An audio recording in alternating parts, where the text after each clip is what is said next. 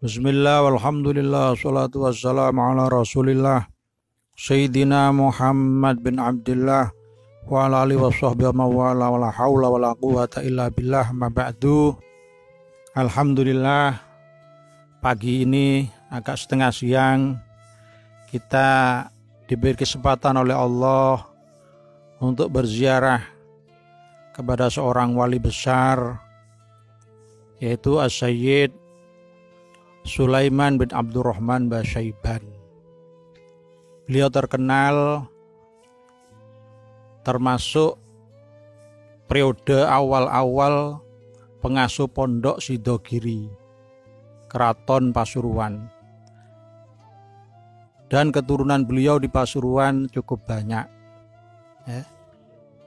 Beliau As-Sayyid Sulaiman memang banyak cerita beredar bahwa pendiri Sidogiri. Tapi kalau dilihat ini penelitian ya, penelitian saya itu berpijak kepada satu dawuhnya para ulama. Idza rawaina fil halal wal haram, termasuk Imam Ahmad ini yang mengikuti kaul ini. Idza rawaina fil halal wal haram syaddadna. Jika kami itu meriwayatkan urusan perkara halal, perkara haram, kami sangat ketat. Wa idza ra'ayna fil fadha'il tasahalna. Jika kami meriwayatkan perkara kefadilaan, keutamaan-keutamaan, maka kami agak longgar. Jadi makanya semua nasab, cerita atau apapun sejarah itu bisa diterima. Meskipun sejarahnya Rasulullah itu dari orang kafir bisa diterima, bisa ditulis. Termasuk nasab-nasab yang ada di Indonesia ini ada kebanyakan sumber dari Belanda juga. Itu karena ada wa idza rawaina fil fadha'il tasahalna. Jika kami meriwayatkan perkara fadilah-fadilah keutamaan, kami agak longgar. Jadi ada yang mengatakan bahwa Sayyid Sulaiman itu disuruh Sunan Giri.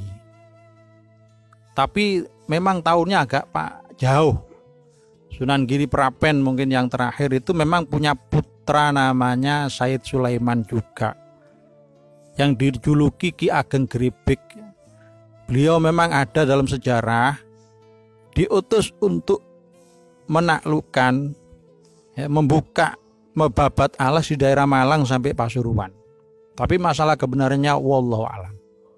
Tapi kalau dilihat tahun daripada Sayyid Sulaiman, karena Sayyid Sulaiman ini lahir di atas tahun 1700 Masehi.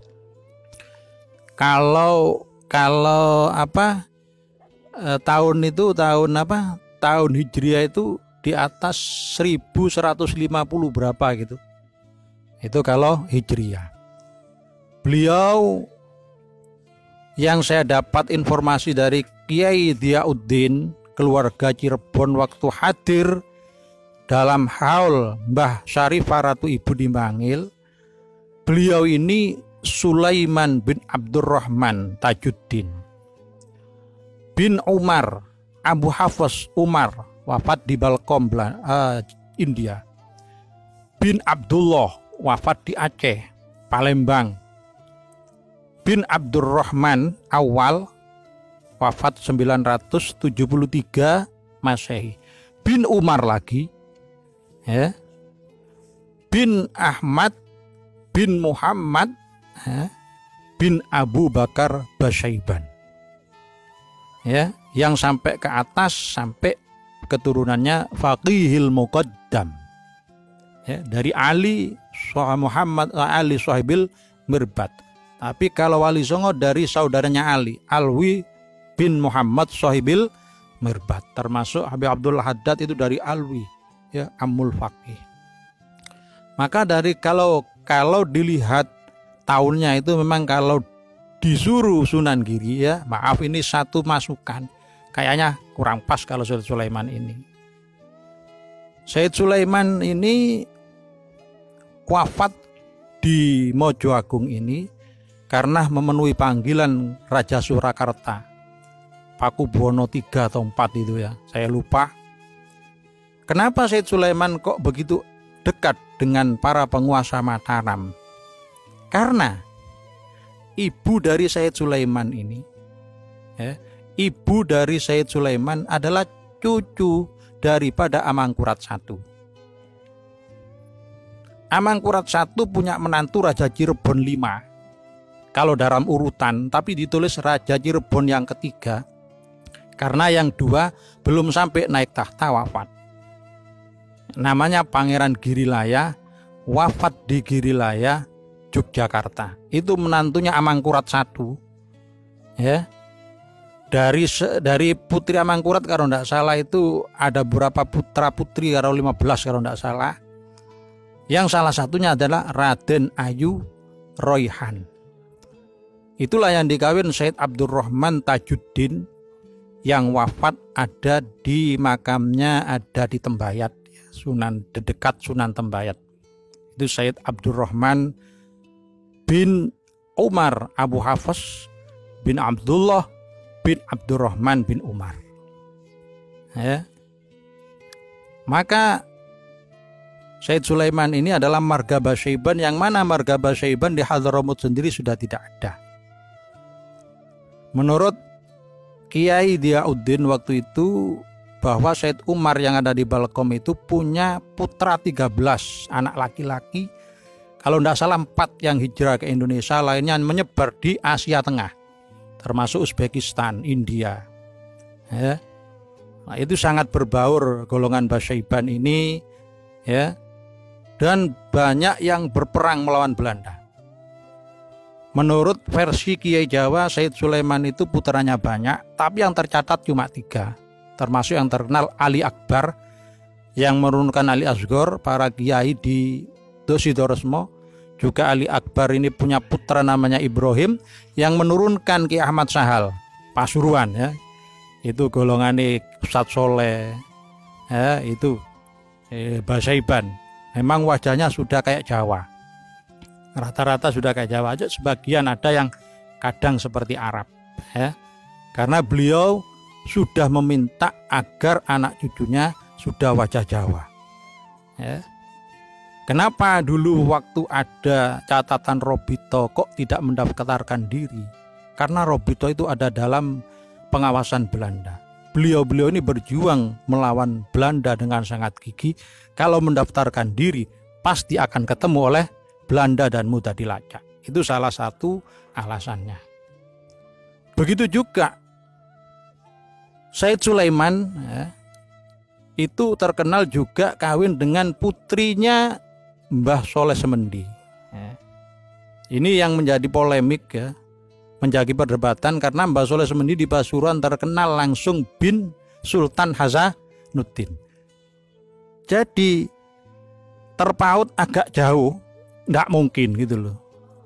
Ternyata ini penelitian yang saya teliti dari informasi-informasi, catatan-catatan, ternyata Mbah Soleh Semendi itu, ya, keturunan Banten dari ibunya Ratu Ayu juga, tapi yang terkenal Ratu Ayu Alawiyah. Itu yang ada informasi tulisan di Trah Bayat dan Trah Cirebon, namanya Dr. Husin Joyo Diningrat.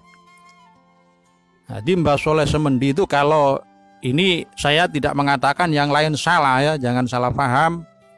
Ini cuma yang pas dengan tahunnya ini. Mbah Soleh Semendi II itu memang ada catatan di Tembayat bahwa wafat di Pasuruan. Ya, Mbah Semendi II itu ibunya namanya siapa? Ratu Ayu. Ratu Ayu juga namanya, tapi Alawiyah, bukan Khotijah. Putri daripada Sultan Ageng Tirtayasa yang bernama Abdul Fattah, ya, bin Abil Ma'ali Ahmad bin Sultan Abul Mafakhir Mahmud Abdul Qadir bin Maulana Muhammad Ratu Banten bin Maulana Yusuf, ya, Panembahan Pekalangan bin Maulana Hasanuddin Panembahan Surosowan bin Syarif Hidayatullah. Jadi beliau Sultan Ageng Tirtayasa yang wafat 1671 merupakan Raja Banten yang ke-6. Cuma orang Jawa dikira Raja Banten itu cuma hanya siapa? Maulana Hasanuddin. Sedangkan Syarifah Khadijah yang dipanggil itu putra Sultan Cirebon kelima, yaitu Pangeran Girilaya, yang merupakan keturunan kelima daripada Maulana Syarif Hidayatullah Gunung Jati. Orang Jawa kalau itu putri daripada Sultan Cirebon dikira Sunan Gunung Jati. Itulah. Tapi kalau dari laki-laki Mbah Soleh Semendi, ya, itu yang ada di catatan-catatan yang saya teliti dan cocok kalau melihat tahunnya loh ya. Bukan saya mengatakan yang paling benar ini saya ya. Beliau itu Mbah Soleh Semendi II bin Pangeran Sumendi I, Pangeran Sumendi I putra dari Pangeran Minangkabul. Pangeran Minangkabul putra dari Panembahan Jiwo. Panembahan Jiwo putra dari Sunan Tembayat Ki Pandan Arang II yang dididik oleh Sunan Kalijogo itu ya, yang asalnya seorang bupati yang serakah akhirnya menjadi wali karena beliau seorang sayyid.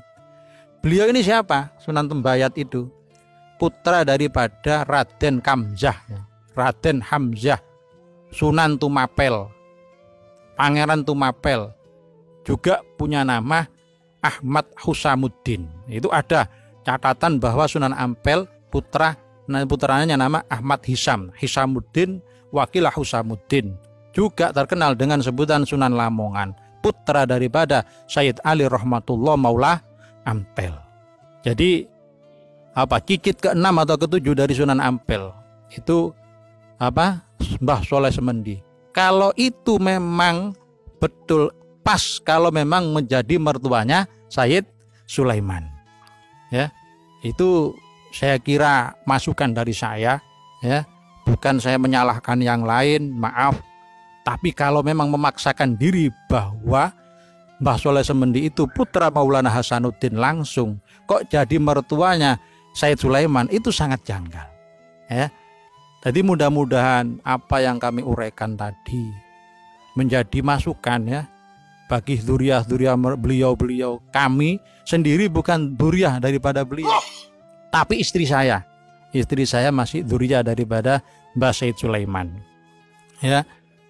Jadi Mbah Sayyid Sulaiman ini punya saudara 5, ada yang catatan begitu, termasuk Mbak Arif Segoropuro ya, termasuk Mbak Ahmad yang ada di Buduran ya, termasuk ada lagi Sayyid Muhammad ada di Jeporo ya. Itu ada lagi satu, siapa itu saya lupa ya. Itulah ya marga Basyaiban yang mulai dulu sangat membaur ya, sangat membaur dan sulit dibedakan beliau daripada orang Jawa sendiri. Bahkan salah satu cucu keponakan atau cucu langsungnya itu ada yang menjadi Adipati Magelang ya, namanya Alwi bin Ahmad, itu bergelar Tumenggung Danu Renggo. Sulit itu. Malah Van den Berg mengatakan ketika aku bertemu dia habis haji naik kapal laut, aku bertemu di Singapura dengan Sayyid Alwi ini. Van den Berg mengatakan sama sekali aku tidak menyangka bahwa dia itu turunan Arab. Pakaiannya sudah Jawa, gaya bahasanya sudah Jawa, wajah sudah Jawa. Jadi itulah, mudah-mudahan kita selalu mendapat berkah ya.